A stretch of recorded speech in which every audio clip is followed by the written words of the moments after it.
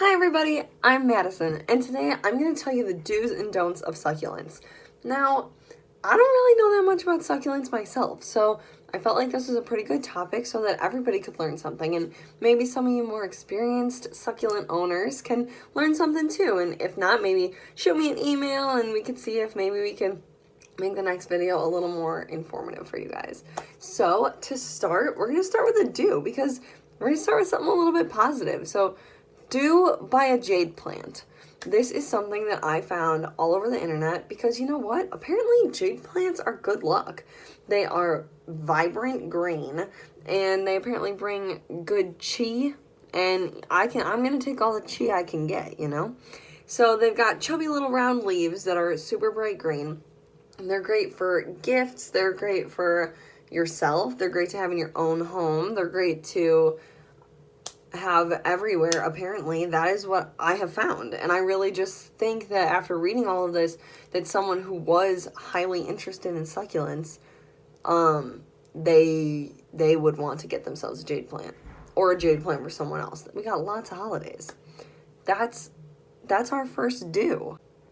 Now, don't bring your outdoor succulents indoors.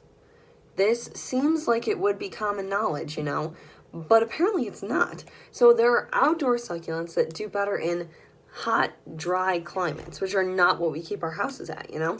So you have to keep your outdoor succulents outdoors. Outdoor succulents cannot be contained to little pots, you know? They need breathing room. They need the more natural light and natural shade as opposed to the artificial light and shade that we can give to our indoor succulents when they're inside on our windowsills. So you want to keep your outdoor succulents outdoors. An example of that is sedum. I believe I'm pronouncing that right. It's sedum. That's an example of an outdoor one. Now, regarding your indoor succulents, that's like your aloe plants. Those thrive indoors, and they do still need all the things that regular plants need: water, food, light, shade, everything like that. But they're much more accustomed to growing indoors than the outdoors ones are. So you can keep your aloe plant on your kitchen table, on your windowsill, you can keep it in your bedroom, do whatever you gotta do, as long as it's gonna get light, shade, food, water, all that jazz. Alright, we're back to another do, kids! Do have good draining soil. I know I've talked about this so much in my other posts, mostly like the writing ones, considering this is our first video that wasn't about me. And so you need to have good draining soil. You can't be using a potting mix or dirt or anything basically that you find regular plants growing in, because succulents need some mad drainage, okay? They need to be able to let the water kind of just hit the roots and go through it. So you have to have a drainage hole at the bottom of your pot, and you have to have the right type of soil in there. So you're looking for gravel and sand and a cactus mix type of soil to plant that bad boy in, and that's what your succulent is going to thrive in the most, to make sure that its roots don't get mushy and soggy from the water that you're using to water it with, because that's what the potting soil is going to do. It's just going to hold that water around the roots, and we can't be having that, because then you're going to get a mushy aloe plant. You're going to get yourself a mushy sedum, which isn't even supposed to be inside in the first place. That's an outdoor succulent. You're going to get yourself a mushy jade plant. So really, you just gotta make sure you got some gravel and coarse sand in your potting soil, in your succulent soil, not potting soil. Alright, another don't here. Don't let them fry in the sun. This seems like common knowledge, but people also have managed to kill succulents before. So it's not always common knowledge. Your succulent is very fragile, honestly, especially when it's freshly planted. So you can have it in your windowsill, and that's fine, but you gotta make sure you're rotating it so that all the sides of it get the same amount of sun and all that, because also, succulents need shade, which is something that you don't always think about, right?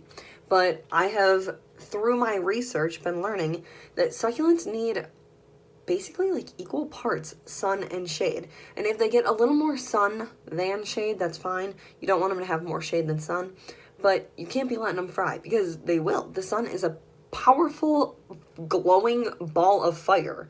It's gonna burn your little succulent. Your little jade plant stands no chance in that windowsill without being rotated. So you really just gotta make sure you're doing what you can, you know? Don't let that little guy fry.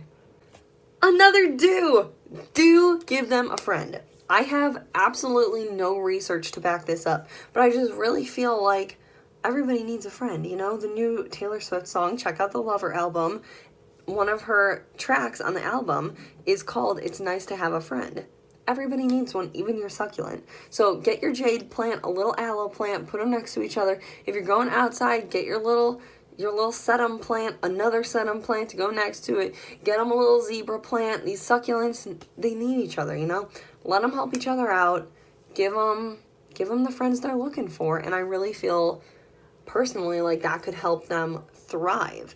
I have no evidence to back this up yet again, but I just really feel like, first of all, it'll be cuter in your windowsill. Second of all, it'll be cuter in your yard, because if you just have one little succulent plant out there, it's a little odd. I'm not gonna lie to you. And third of all, everybody needs a friend. It's nice to have a friend. Listen to Taylor Swift. Listen to Madison.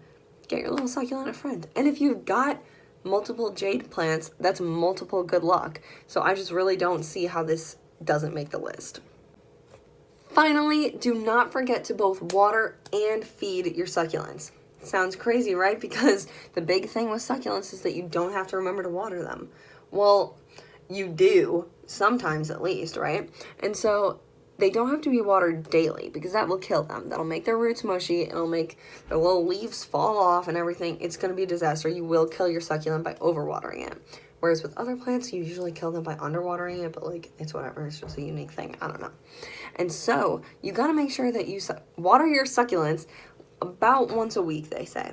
And you water it enough until you see water start to come out of the drainage hole on the bottom of your pot. And that's when you know that the water's gone all the way through the soil in there, all the way through those rocks. It's hit all the roots and everything. And you know you've watered it enough. But then you have to wait to water it until about the top inch to an inch and a half of the soil is dry. And once that's all the way dried out, then you can water it again.